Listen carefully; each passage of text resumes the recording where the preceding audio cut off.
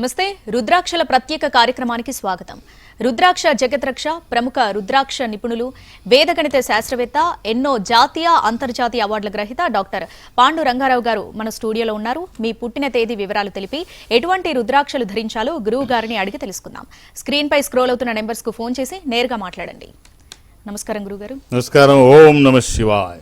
Right, ఎప్పటిలాగే ఒక motivational story చిన్న కథ చెప్పుకొని కార్యక్రమంలోకి వెళదాం.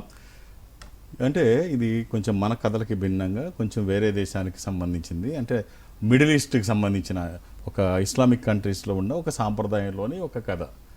ఎవరిదైనా సాంప్రదాయం దగ్గరగా ఉంటాయి కొంచెం.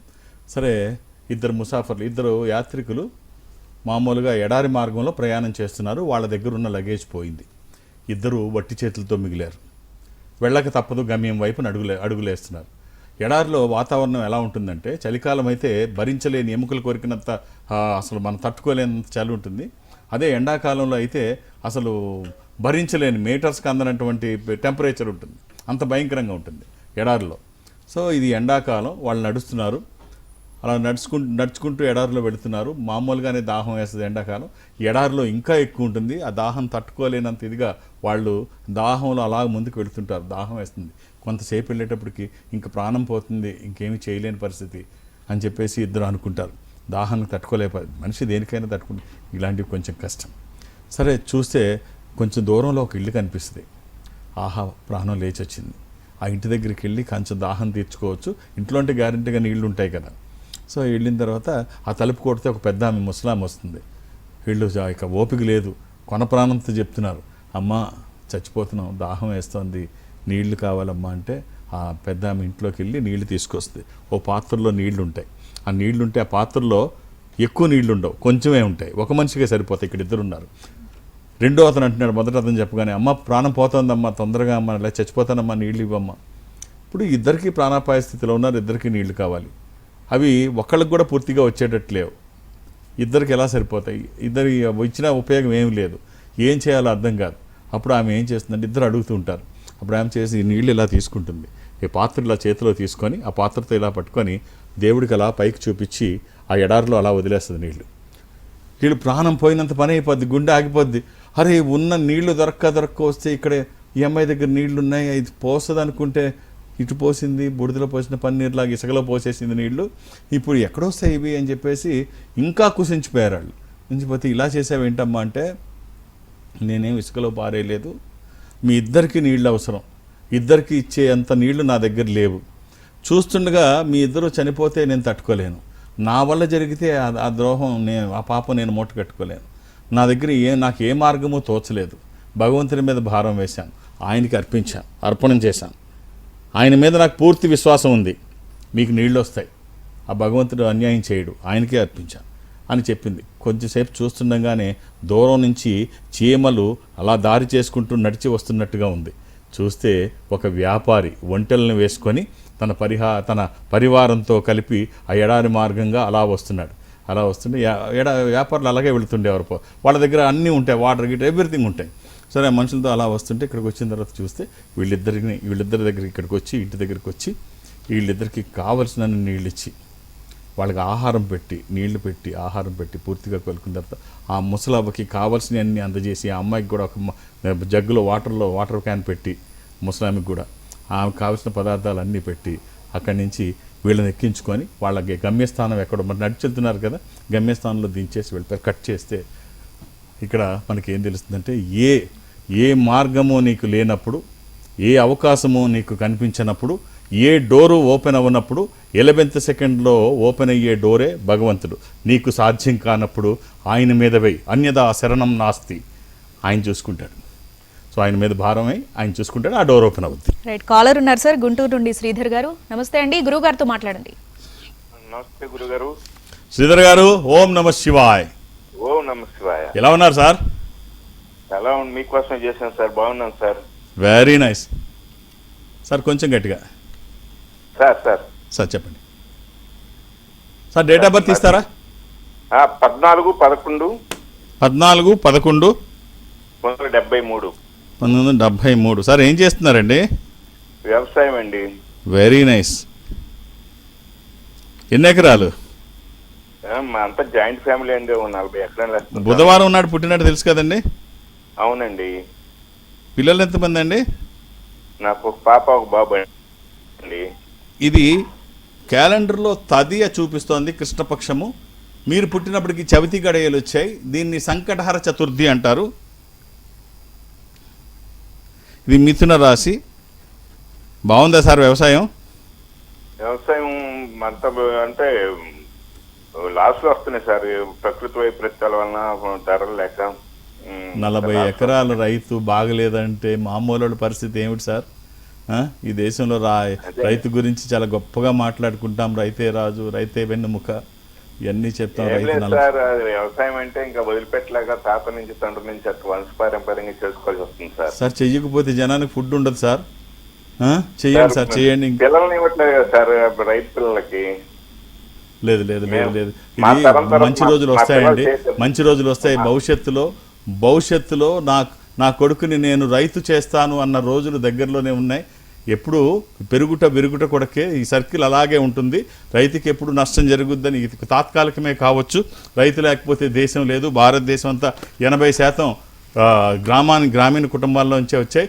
రైతుకి మంచి జరగాలని పొలాలన్నీ హలాల దున్ని హిలాతలంలో హేమం పిండగా జగానికంతా సౌఖ్యం నిండగా బలందర్త్రికి బలికావించే కర్షకదీర్ల కాయువు నిండా కాలువగట్టే గర్మజలానికి ధర్మజలానికి ఖరీదు కట్టే షరాబులేడోయ్. సో దానికి సమానమైనది ఏమీ ఉండదు.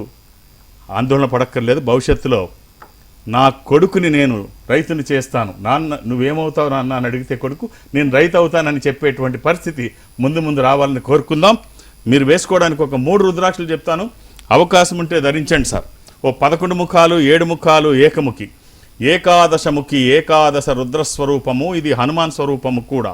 ఆధ్యాత్మికంగా మంచిది, ఆరోగ్యపరంగా మంచిది, భయాందోళనకు అవకాశం లేనటువంటిది.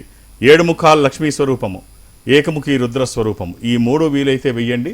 కుదిరితే 3, లేకపోతే ఏదైనా ఒకటి. ఇది వచ్చిన తర్వాత మనం చేస్తున్న ప్రయత్నానికి దైవికమైన సహకారం తోడైతే ఆ వచ్చే ఫలితం ఒక అద్భుతం.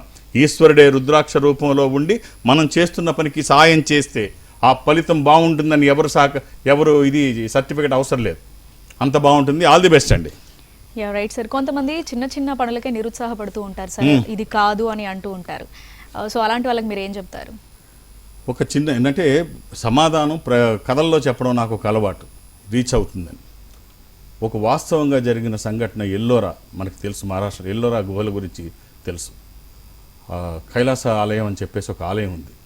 అంటే నిరుత్సాహపడితే ఎలా ఉంటుంది? ఎల్లోరా ఆలయంలో రాష్ట్రకూట రాజు, ఈ పేరు వినుంటారు, మణికాదేవి, రాణి మణికాదేవి, వీళ్ళిద్దరూ. సరే, రాజుకి ఒకరోజు అనారోగ్యం వస్తుంది. ఒకసారి అనారోగ్యం వచ్చి అది తీవ్ర అనారోగ్యంలోకి వెళ్ళిపోతుంది. రాష్ట్రకూటరాజుకి తీవ్ర అనారోగ్యంలోకి వెళ్ళిపోయిన తర్వాత ఎంతమంది వైద్యులు వచ్చినా, అక్కడ ఉన్న వైద్యులు కాదు, దేశవ్యాప్తంగా ఉన్న వైద్యులందరూ ఎల్లోరా వచ్చి అందరూ ప్రయత్నం చేస్తారు. అందరూ ప్రయత్నం చేస్తే రాజుకి అనారోగ్యం తగ్గదు, అది పెరిగిపోతూ ఉంటుంది, ప్రాణాపాయ స్థితికి చేరిపోతున్నాడు. అప్పుడు రాణిగా మణికాదేవి ఈశ్వరుని కోరుకుంటుంది వెళ్ళి, స్వామి, నా భర్త అనారోగ్యంలోంచి బయటకు వచ్చి నార్మల్ అయితే నేను అప్పుడు నీ నార్మల్ అయ్యే వరకు నేను అన్నపానీయాలు ముట్టుకోను, ఆయన మామూలు అయ్యే వరకు అన్నపానీయాలు ముట్టుకోను, ఆయన నార్మల్ అవ్వాలి అని చెప్పేసి తను అంటుంది. సో ఎంత క్లిష్టమైన పరిస్థితి. ఇప్పుడు ఆ గుడి కట్టాలి, ఈశ్వరుడికి శివాలయం కట్టాలి, ఆ శివాలయం పూర్తయిన తర్వాత నేను మంచినీళ్ళు తాగుతాను, ఆహారం తింటాను. ఎంత కష్టమైన పని అంటే శివాలయం కట్టడానికి ఎంత టైం పడుతుంది? పెద్ద పెద్ద శివాలయాలు మామూలుగా కట్టగా రాజులు మామూలుగా పెద్దవి కడతారు. రాజుకి అనారోగ్యం మాయమైపోతుంది, నార్మల్ అయిపోయాడు. రాష్ట్రకూట రాజు నార్మల్ అయిపోయాడు. మామూలు అయిపోగానే ఇప్పుడు కొత్త బెంగ పెట్టుకుంది. శివాలయం కట్టడానికి ఎంత సమయం పడుద్ది? ఇప్పుడు శివాలయం గోపురం చూసి కానీ అన్నపానీయాలు తిన్నంటుంది. గోపురం చూపించాలి ముందు ఆవిడకి కట్టి, ఎంతకాలం పడుద్ది? దశాబ్దాలు పట్టేస్తాయి రాతితో చేయాలి అంటే. ఆ గోపురం కనిపించాలి, అప్పుడు ఇవి తినాలి అంటే. సో అప్పుడు ఏం చేయాలి అర్థం కాదు. రాణి ఖచ్చితంగా చచ్చిపోద్ది, దశాబ్దాలు పడుద్ది తయారవడానికి. రాణి ఖచ్చితంగా మణికాదేవి చచ్చిపోద్ది. అప్పుడు పోకాస అని ఒక శిల్పి ఉంటాడు. ఆ శిల్పి అంటాడు, మహారాజా ఆందోళన పడక్కర్లేదు, ఒక కొత్త పద్ధతి ప్రపంచంలో ఇంతవరకు ఎక్కడ లేని పద్ధతిలో మనం చేద్దాం. ఒక కొండను తీసేసుకుందాం. కొండను తీసుకొని పైనుంచి గోపురం దగ్గర నుంచి మొదలు పెట్టుకొద్దాం, చెక్కుకుంటూ వద్దాం అని చెప్పేసి పైనుంచి చెక్కుంటూ వారం రోజుల్లో రాణి చనిపోకుండా బిలో 1 వీక్ ఆవిడ ఆహారం తీసుకోకుండా ఎన్ని రోజులు ఉంటుంది, వారం లోపే 5-6 రోజుల్లో కంప్లీట్ చేశారు గోపురం మొత్తం అందరూ కలిపి. గోపుర శిఖరాన్ని ఆవిడకి చూపించేశారు. చూపించేసిన తర్వాత ఆవిడ అన్నపానీయాలు తీసుకుంది. ఆ తర్వాత ఆ గుడిని, ఆ కైలాస దేవాలయం అనేటువంటి గుడిని చాలామంది చూసుంటారు. ఆ పైనుంచి చెక్కొచ్చి ఎక్కడి నుంచి కొండని, ఎక్కడ రాతిని చెక్కడం కాదు, కొండని చెక్కేసి పైనుంచి చెక్కొచ్చి లోపల ఆలయాలు, తర్వాత శివలింగము, ఎదర నంది, తిరిగే ప్రాకారము అన్నీ కూడా 40 లక్షల టన్నుల రాయిని బయటకు తీశారు. పురావస్తు శాఖ వాళ్ళు చూసి ప్రతి పార్ట్ పర్ఫెక్ట్గా ఉంది, ఎక్కడ చిన్న లోపం లేదు. ఆగమశాస్త్ర నిపుణులు వెళ్ళి చూశారు, అద్భుతం అని చెప్పారు. ఆ కళాఖండం ఒక అద్భుతం. సో ఇక్కడ మనకి 2 విషయాలు, ఎంత నిరుత్సాహపడక్కర్లా, ప్రతి సమస్యకి పరిష్కారం ఉంటుంది. ప్రతి సమస్యకి పరిష్కారం భగవంతుడు తాళం తయారు చేసేవాడే, అది కప్ప తయారు చేసే ఓపెన్ చేసే కీ కూడా తయారు చేస్తాడు. అదొకటి. నీకు ఏ అవకాశము లేనప్పుడు భగవంతుని మీద మార్గం, ఇందాక కథలో అదే చెప్పుకున్నాం. నీకు అవకాశం లేనప్పుడు భగవంతుని మీద భారం వేసే, అన్యదా శరణం నాస్తి, నా వల్ల ఏమీ కాదు ఇక నువ్వే అనుకున్నప్పుడు ఖచ్చితంగా ఇలాంటి అద్భుతాలు కూడా సాధ్యమే. చిన్న చిన్న సమస్యలకి మనం భయపడిపోతాం, ఇంత పెద్ద పెద్ద ఈ విషయాలు కూడా చాలా సింపుల్గా అయిపోతాయి. రైట్, కాలర్ ఉన్నారు సార్, నెల్లూరు నుండి సరిత గారు. నమస్తే అండి, గురువు గారితో మాట్లాడండి. నమస్తే గురువు గారు. ఓం నమ శివాయ. అమ్మ డేట్ ఆఫ్ బర్త్ గురువు గారు? నాకేమమ్మా ఫస్ట్ క్లాస్. డేట్ 2000 గురువు గారు. ఏంటమ్మా? ఆగస్ట్ 1, 2000. 1 ఆగస్ట్ 2000. టైం వచ్చి ఈవినింగ్ 3 to 3:30 గురువు గారు. 1 ఆగస్ట్ మంగళవారం నడిది, ట్యూస్డే.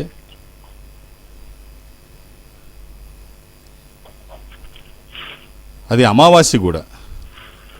ఈ కర్కాటక రాశి ఆశ్లేష నక్షత్రము. ఎవరిదమ్మా ఇది? ఇది మక్క వాళ్ళ పాపది గురువు గారు, జాబ్ కోసం ట్రై చేస్తుంది. ఒక్క రుద్రాక్ష చెప్తాను, అవకాశం ఉంటే వేసి చూడండి అమ్మా. త్రయోదశముఖి రుద్రాక్ష కానీ, నవముఖి కానీ, 13 ముఖములు కలిగిన ఈ రుద్రాక్ష ఇంద్ర రుద్రాక్ష, రూలింగ్ రుద్రాక్ష, కమాండింగ్ రుద్రాక్ష. అనుకున్నది సాధించడానికి, సంకల్పం సిద్ధించడానికి, కోర్కెల సాఫల్యం కోసం జాతకపరంగా అవసరమైంది కూడా త్రయోదశి అంటే 13, అది కుదరకపోతే 9. నవముఖి, ఇది అమ్మవారి స్వరూపం, విజయాలు చేకూర్చి దోషాలు నివారించేది. ఈ రెండిట్లో ఏదైనా ఒక్కటి శరీరానికి తాకే విధంగా 24/7 ఎప్పుడూ వేసుకోవచ్చు, ఎలాంటి నియమాలు లేవు. అలాని ఏది పడితే అది వెయ్యకండి. దురదృష్టం, రుద్రాక్షల్లో 100కి 99 నకిలీయే ఉంటాయి. ఒక్కటైనా మంచిది వేస్తే ఆ ఫలితం ఒక అద్భుతం. All the best. రైట్, మరో కాలర్ ఉన్నారు సార్, చంద్రగిరి నుండి అభినయ్ రెడ్డి గారు. నమస్తే అండి, గురుగారితో మాట్లాడండి. నమస్కారం సార్. ఓం నమ శివాయ. అమ్మ చెప్పండి, ఎలా ఉన్నారు? బాగున్నాం సార్, మీరు బాగున్నారా సార్? నాకేమ్మా చాలా బాగున్నాను అమ్మా. అదే సార్, అభినయ్ రెడ్డి అబ్బాయి 2012 సంవత్సరము. ఇప్పుడు 8th క్లాసే కదమ్మా, 7th పూర్తి చేసుకొని 8th వచ్చాడు. అవును సార్, నవంబర్ 20. వీళ్ళకి జాతక పరిశీలన ఏం అవసరం లేదమ్మా. ఓ చిన్న రుద్రాక్ష ఆరోగ్యానికి, చదువుల కోసం ఒక అష్టముఖి రుద్రాక్ష. ఇది గణపతి స్వరూపము, విఘ్నాలు లేకుండా ముందుకు వెళ్ళడానికి, నిర్విఘ్నంగా అన్ని పనులు చేసుకోవడానికి, కెరీర్ కోసము, ఎడ్యుకేషన్ కోసము, వాక్కుకి సంబంధించి, నాలెడ్జ్కి సంబంధించి ఈ ఒక్క రుద్రాక్ష అవకాశం ఉంటే వేసి చూడండి, శుభం. సార్, చాలా మంది మిమ్మల్ని కలవాలి అనుకుంటారు. సో మిమ్మల్ని కలవడం ఎలా, అలాగే మీ పర్యటన వివరాలు కూడా. నేను ఒక ఆధ్యాత్మిక సంస్థలో ఉంటున్నాను. ఈ సంస్థ ప్రపంచవ్యాప్తంగా ఉంటుంది. జనరల్గా ఎక్కడికి వెళ్ళడానికి నాకు అవకాశం లేకపోయినా ప్రతి గురువారము ఏదో ఒక బ్రాంచ్కి వెళ్ళడం ఒక సాంప్రదాయంగా చాలా కాలంగా కొనసాగుతోంది. అది కూడా నేను దక్షిణ భారతదేశం మాత్రమే, సౌత్ ఇండియా మాత్రమే నేను అటెండ్ అవుతాను. సౌత్ ఇండియాలో ఏదో ఒక బ్రాంచ్కి నేను వెళ్ళడం ప్రతి గురువారం ఒక అలవాటుగా. ఇప్పుడు ఈసారి మాత్రం ఫస్ట్ టైం నిజామాబాద్ వెళుతున్నాను. నిజామాబాద్లో ఇప్పుడు వరకు అది అక్కడ బ్రాంచ్ లేదు. ఫస్ట్ టైం నిజామాబాద్లో బ్రాంచ్ ఓపెన్ చేస్తున్నాము. నేను భారతదేశంలో కాదు, ఎక్కడా కూడా ఇంతవరకు ఏ బ్రాంచ్ ఓపెనింగ్కి నేను వెళ్ళలేదు. అది ఏ రాష్ట్రంలో కాదు, మన తెలుగు రాష్ట్రాల్లో కూడా ఇంతవరకు ఎక్కడ ఓపెనింగ్కి వెళ్ళలేదు. ఫస్ట్ టైం నిజామాబాద్ వెళుతున్నాను. నిజామాబాద్ బ్రాంచ్కి వెళుతున్నాను. అక్కడ ఆ రోజు అంటే జనరల్గా ఎక్కడికి వెళ్ళినా, నేను గురువారం నాడు ఏ బ్రాంచ్కి వెళ్ళినా మధ్యాహ్నం 1:30 డెడ్ లైన్, 2 గంటల వరకు ఉంటాను అంతే. అంతకంటే ఉండను, సాయంత్రానికి వచ్చేయాలి. ఇప్పుడు నిజామాబాద్ మాత్రం ఫస్ట్ టైం వెళ్తున్నాను. ఒత్తిడి ఎక్కువ ఉంటుంది, వచ్చేవాళ్ళు ఎక్కువ ఉంటారు కాబట్టి సాయంత్రం వరకు 4:30, 5 వరకు ఖచ్చితంగా ఉండే ప్రయత్నం అయితే చేస్తాం. 4:30, 5 గంటల వరకు నిజామాబాద్లో ఫస్ట్ టైం రావడమే ఫస్ట్ టైం. అది ఎక్కువసేపు ఉండడం, మార్నింగ్ నుంచి ఉండే ప్రయత్నం చేస్తాను. సో ఆ రోజు నన్ను కలవడానికి మీరు 2-3 పేర్లు ఇవ్వకండి, నాకు ఒత్తిడి ఎక్కువ ఉంటుంది. ఫస్ట్ టైం నిజామాబాద్ వస్తున్నాను, ఒత్తిడి ఎక్కువ ఉంటుంది, కలిసేవాళ్ళు ఎక్కువ ఉంటారు. మీ డేట్ ఆఫ్ బర్త్ ఇస్తే జాతక పరిశీలన డీటెయిల్గా నేను చేసి మీకు ఏ రుద్రాక్ష దానం చేస్తే బాగుంటుందో తెలియజేసే ప్రయత్నం చేస్తాను. మీరు 2-3 పేర్లు ఇస్తే నాకు ఇబ్బంది అవుతుంది. నాకు సంఖ్య కాదు కావాల్సింది, సమయం ఇస్తే బాగా అనలైజ్ చేయగలనన్న నమ్మకం నాకుంది. హైదరాబాద్లో నన్ను కలవడానికి నేను ఎవరికి అపాయింట్మెంట్స్ ఇవ్వను, ఏ రికమెండేషన్ తీసుకోను. నన్ను కలవడానికి ఇవేమీ అవసరం లేదు. నేను ఉన్నప్పుడు వస్తే చూసేస్తాను. నేను ప్రతిరోజు హైదరాబాద్లోనే శని ఆదివారాలతో కలిపి అన్ని రోజులు హైదరాబాద్లో ఉంటాను. ఒక గురువారం ఏదో బ్రాంచ్కి వెళ్తాను. ఇక దూర ప్రాంతాల నుంచి కూడా ఇక్కడి వరకు రావక్కర్లేదు. ఈ సంస్థ అన్ని ప్రాంతాల్లో ఉంటుంది. సౌత్ ఇండియాలో నాతో మాట్లాడాలని మీరు అనుకుంటే, సౌత్ ఇండియాలో ఈ సంస్థకి దగ్గరగా మీరు ఎక్కడైనా ఉంటే, మీరు అక్కడికి వెళితే, అంటే మీరు బెంగళూరులో ఉన్నారనుకోండి, అక్కడికి వెళ్తే వాళ్ళు నాతో మాట్లాడించే ప్రయత్నం వాళ్ళు చేస్తారు. ఒక స్పెషల్ స్క్రీన్ ముందు మీరు ఉంటారు, అటు మీరు ఇటు నేను ఎదురుబదురుగా కూర్చొని మాట్లాడుకుంటాం. అది చెన్నై కావచ్చు, బెంగళూరు, విశాఖపట్నం, విజయవాడ, తిరుపతి, రాజమండ్రి, శ్రీశైలం, వేములవాడ, కాళహస్తి, ఇలా ఏదైనా, నిజామాబాద్, మీరు అక్కడికి వెళ్ళినా చెప్తారు. ఇప్పుడు ఈసారికి అయితే నిజామాబాద్ నేను అక్కడ ఉంటాను. సో కాబట్టి ఒక్కొక్క పేరు మాత్రం నమోదు చేయించండి, అర్థం చేసుకొని సహకరించండి. నిజామాబాద్లో గురువారం నాడు నేను ఉదయం నుంచి ఉంటాను. అలాగే ఇక మా అమ్మాయి శ్రావణి మాత్రం సోమవారం నాడు, అంటే రేపు సోమవారం కాదు, కమింగ్ మండే విశాఖపట్నం కార్యాలయంలో తను ఉంటుంది. సో తన్ను కలవడానికి కూడా ఒక్కొక్క పేరే నమోదు చేయించండి. 2 తెలుగు రాష్ట్రాల్లో, హైదరాబాద్ తర్వాత అంతటి పెద్ద నగరం మళ్ళీ విశాఖపట్నమే, అక్కడ కూడా ఒత్తిడి ఉంటుంది. మీరు ఒక్కొక్క పేరే శ్రావణికి ఇవ్వండి. రైట్, కాలర్ ఉన్నారు సార్ కల్వకుర్తి నుండి, శ్లోక గారు. నమస్తే అండి, గురువు గారితో మాట్లాడండి. నమస్తే గురుగారు. శ్లోక పేరు చాలా బాగుందమ్మా. నమస్కారం. ఓం నమః శివాయ. Date of birth? Thank you అండి. June 5th, 1990 అండి. 5th June 1990. అవును గురుగారు. మంగళవారం నాడు, ట్యూస్డే. అవునండి. ఇది మా అబ్బాయి మ్యారేజ్ గురించి ఇది అనుకుంటున్నాను. ద్వాదశి శుక్లపక్షము, శుద్ధ ద్వాదశి. అవునండి. ఇది వృశ్చిక రాశి, అనురాధ నక్షత్రము. అవునండి. రైట్. ఏమిటమ్మా, ఇంకా వివాహం అవ్వలేదమ్మా? లేదండి. రైట్. మ్యారేజెస్ చూస్తున్నాము. ఒకటి ఎంగేజ్మెంట్ అయ్యింది, మళ్ళా అది క్యాన్సిల్ అయిపోయింది. సో ఒక చిన్న కాంబినేషన్ చెప్తాను. ఈశ్వరుడు ఐశ్వర్యాధిపతే కాదు, ఈశ్వరుడు గ్రహాలకి కూడా అధిపతి.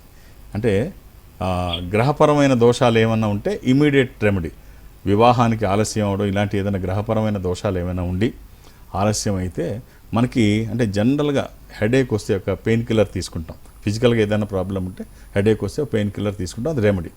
అలాగే గ్రహపరమైన దోషాలు ఏమైనా ఉంటే స్వయం ఈశ్వర స్వరూపం రుద్రాక్ష, అది మన శరీరానికి తాకంగానే గ్రహపరమైన దోషాలన్నీ నివారించబడతాయి.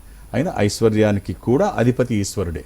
కాబట్టి ఆర్థిక ప్రయోజనాల కోసము, ఆరోగ్యం కోసము, గ్రహపరమైన దోష నివారణ కోసము రుద్రాక్ష ఒక అద్భుతమైనటువంటి వరం, అదొక వజ్రాయుధం. సో అమ్మ, ఒక ఏకాదశముఖి, షణ్ముఖి, ఏకముఖి, 6 ముఖాలు, 11 ముఖాలు, ఏకము. ఇది దోష నివారణకి, వివాహానికి ఆటంకాలు తొలగడానికి, జీవితంలో స్థిరపడడానికి అవకాశం ఉంటే ఈ 3 రుద్రాక్షలు వేసి చూడండి అమ్మ, కుదిరితే. లేదంటే ఒక్కటైనా వేయండి, 3 వేస్తే చాలా బాగుంటుంది. మామూలు రుద్రాక్షలే అవకాశం ఉంటే వేసి చూడండి, శుభం. రైట్ సార్, జనరల్లీ ఇక్కడ సంప్రదాయం, ధర్మం గొప్పది అంటారు కదా సార్, మరి ఇతర దేశస్తులు కూడా అలాగే ఫీల్ అవుతూ ఉంటారు. ఇప్పుడు ఎవరికాళ్ళు అలా చెప్పుకోకపోతే ఎలాగ, కానీ అలాగా ఇప్పుడు ఇక్కడ ధర్మము, ఇక్కడ మనం చెప్పుకున్నాం, ఒక అనారోగ్యం వస్తే ఒక ఆలయం కట్టాలన్న ఆలోచన వచ్చింది. ఎంతమంది ఏ దేశాల్లో అలా ఉంటుంది? అలా ఉండదు. ఇప్పుడు మనం ఎల్లోరా గురించి చెప్పుకున్నాం, శివాలయం గురించి. కష్టం వస్తే ఏం శివుడి దేవుడికి చెప్పుకుందాం, లేదా కష్టం వస్తే ఒక ఆలయాన్ని నిర్మిద్దాం. పాత రోజుల్లో ఆలోచన ఇలాగా. సో ఇలాంటి ఆలోచనలు ఇతర దేశాల్లో ఉంటాయని నేనైతే అనుకోవట్లేదు. ఇది అందరికీ తెలిసింది. అంటే చలోక్తిగా అనుకోవచ్చు, సరదాగా చెప్పుకోవడానికి బాగానే ఉంటుందేమో. కానీ ఇంగ్లాండ్లో ఒక సేయింగ్ ఉంది. వాళ్ళు ఏమంటారంటే WWW, 3 W's. ఏంటో 3 W's అంటే ఇంగ్లాండ్లో ఫస్ట్ W వెదర్, నికరం లేని వెదర్. వాళ్ళకి ఎప్పుడు మంచు పడుతుంటుంది, మంచు పడంగానే మళ్ళీ వర్షం రావచ్చు, వర్షం రాగానే ఎండ రావచ్చు. అది స్థిరంగా ఏమీ ఉండదు. చల్లిగా ఉండొచ్చు, వాన రావచ్చు. అండ్ అందుకని 24 గంటలు గొడుగులు పట్టుకు తిరుగుతారు అక్కడ ఇంగ్లాండ్లో. చేతిలో గొడుగు ఖచ్చితంగా ఉంటుంది. వాతావరణం ఎప్పుడు ఎలా ఉంటుందో తెలియదు. ఈ ఫస్ట్ W గ్యారంటీ లేదు. 2 W వైఫ్, అంటే వాళ్ళు చలోక్తిగా చెప్పుకుంటారు. వైఫ్ పొద్దున ఒకరితో ఉంటుందని, రాత్రి సాయంత్రం అయితే ఇంకొకరితో ఉంటుంది. గ్యారంటీ లేదండి. భార్య కూడా స్థిరంగా ఉంటుందని గ్యారంటీ లేదు. 3వది జాబ్ కూడా నికరం ఉండదు. పొద్దున పని చేస్తాడు, సాయంత్రం ఎవరికి పింక్ స్లిప్ ఇచ్చి రేపు పొద్దున రావద్దంటారో తెలియదంట. సాయంత్రం పింక్ స్లిప్ ఇచ్చి నువ్వు రేపటి నుంచి పొద్దున్న దాకా పని బాగానే చేస్తాడు, సాయంత్రం పింక్ స్లిప్ చేతిలో పడుతుంది, రేపటి నుంచి రావద్దని అర్థం అంట. సో ఈ 3 Wsకి కానీ మనం దీనికి భిన్నంగా భారతదేశం చూస్తే ఇది నవ్వుకోవడానికి బాగుంటుంది కానీ వాళ్ళు చెప్పుకోవడానికి భారతదేశం దీనికి పూర్తిగా ఇది WWWకి పూర్తిగా భిన్నం. మొదటి W వాతావరణం స్థిరంగా ఉంటుంది. ఇక్కడ ఎండాకాలం ఎండే ఉంటుంది, వర్షాకాలం వర్షం ఉంటుంది, చలికాలం చలేస్తుంది, మంచు కురిసే సమయంలో మంచు కురుస్తుంది. భారతదేశంలో అన్ని కాలాలు స్థిరంగా ఉంటాయి, వెదర్ ఎప్పుడు స్థిరంగా ఉంటుంది. ఇక వైఫ్ విషయానికి వస్తే అంతకంటే డబుల్ స్థిరంగా ఉంటుంది. ఒక్కసారి వివాహం అయితే చనిపోయే వరకు అవసరమైతే సతీసాగమనం చేశారు తప్ప ఇంకోటి ఇక్కడ లేదు. అక్కడక్కడ ఇప్పుడు ఈ వేగవంతమైన జీవితంలో ఈ విడాకులు ఈ కొన్ని జరుగుతుంటాయి, ఇవన్నీ మామూలు. కానీ మూలాలు చూసినట్లయితే యావరేజ్గా మనం చూసినట్లయితే ఇక్కడ బలమైనటువంటి బంధాలు ఉన్నాయి. అంత సింపుల్గా ఏమి ఇవి డిస్టర్బ్ అవ్వవు. ఇక మూడవది వర్క్. ఇక్కడ కూడా అంత సింపుల్గా సాయంత్రం పొద్దున పనిలోకి వెళ్తే సాయంత్రం పింక్ స్లిప్ ఇచ్చి అలా ఉండదు. ఇక్కడ వర్క్ కూడా గ్యారంటీ ఉంటుంది, మినిమం గ్యారంటీ వర్క్ కూడా ఉంటుంది. ఒకవేళ తీసేయాల్సి వచ్చిన టైం ఇస్తారు. సో ఇక్కడ ఈ 3 Ws ఇక్కడ గ్యారంటీ ఉంటుంది. అంటే అందుకనే ఇతర దేశాలతో కంపేర్ చేసుకుంటే ఈ దేశంలో అన్నీ బాగుంటాయి. సాంప్రదాయమే కాదు, ఆచార వ్యవహారాలే కాదు, ఇక్కడ ఉన్న స్థితిగతులు అన్నీ బాగుంటాయి. సరే అండి, ఇంకో క్వశ్చన్ సార్, మనకి ఇక్కడ సెంటిమెంట్స్ ఎక్కువగా ఫాలో అవుతూ ఉంటారు సార్, ఇండస్ట్రీలో కావచ్చు, పాలిటిక్స్లో కావచ్చు. సో మీ దగ్గర ఎలా ఉంటుంది, మీ దగ్గరికి వచ్చినప్పుడు ఎలా ఫీల్ అవుతూ ఉంటారు? నాకు సెంటిమెంటల్గానే రావడం కాదు, సెంటిమెంట్స్ అన్ని రంగాల్లోనే ఉంటాయి. పాలిటిక్స్, సినిమా ఇండస్ట్రీయే కాదు, లేని చోట ఎక్కడ ఉండదు. మధ్యప్రదేశ్లో ఇది కూడా చిన్న చెప్పి ముగిస్తాం. మధ్యప్రదేశ్లో గుర్రం ఉంది పద్మావతి పేరు మీద, చాలామందికి తెలుసు. అది భారత్ కీ గోడ అంటారు. అంటే భారత్ కీ పెళ్లి కొడుకుని ఎక్కించి తీసుకెళ్తారు కదా. మామూలుగా భారత్ కీ గోడ అంటే దాని మీద జోకులు ఉంటాయి. ఎక్కడైతే మ్యూజిక్ వస్తుందో అక్కడ ఆగిపోద్దని. మున్సిపాలిటీ ఎద్దుకు కూడా అలాగే ఉంటుంది, ఎక్కడైతే చెత్తకుండి కనిపిస్తే అక్కడ ఆగిపోద్దని. అంత లోకుగా కట్టేవారు ఈ భారత్ కీ గోడ. ఈ పద్మావతి మధ్యప్రదేశ్లో పద్మావతి వచ్చిన తర్వాత దాన్ని ఎవరైనా పద్మావతిని పెళ్లికి బుక్ చేసుకోవాలి అంటే మినిమం 5 లక్షల నుంచి 11 లక్షల రూపాయలు, 5 లక్షల నుంచి 11 లక్షల రూపాయలు ఇస్తే తప్ప అది అసలు ఈ తారక మెహతా ఒకడు సెంటిమెంట్లుగా నువ్వు సెంటిమెంట్ తారక మెహతా జోధ్పూర్ రాజ కుటుంబం వాళ్ళు దానికి తీసుకెళ్ళి, అంటే వాళ్ళకి ఏంటంటే ఈ గుర్రం కనుక వచ్చినట్టయితే వాళ్ళ మ్యారేజ్ డిస్టర్బ్ అవ్వదని ఒక సెంటిమెంట్.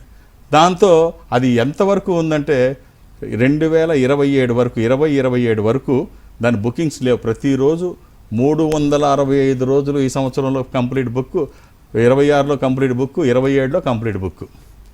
5 లక్షలు మినిమం, 5 లక్షల నుంచి 11 లక్షల రూపాయలు. సో దాన్ని అలాగే గ్యాప్ లేకుండా చేస్తారు. సెంటిమెంట్ కేవలం ఇది వస్తే ఈ గుర్రంతో గనక దీంతో భారత్ చేస్తే వాళ్ళు డిస్టర్బ్ అవ్వరు, ఈ సెంటిమెంట్ అడ్డం పెట్టుకొని దాన్ని అంత బిజినెస్ చేస్తున్నారు. సెంటిమెంట్స్ అనేది కేవలం ఇండస్ట్రీలోనో రాజకీయాల్లోనో ఉండవు, అన్ని రంగాల్లో ఉంటాయి. ప్రతి వాళ్ళకి బలహీనతలు ఉంటాయి, బలాలు ఉంటాయి.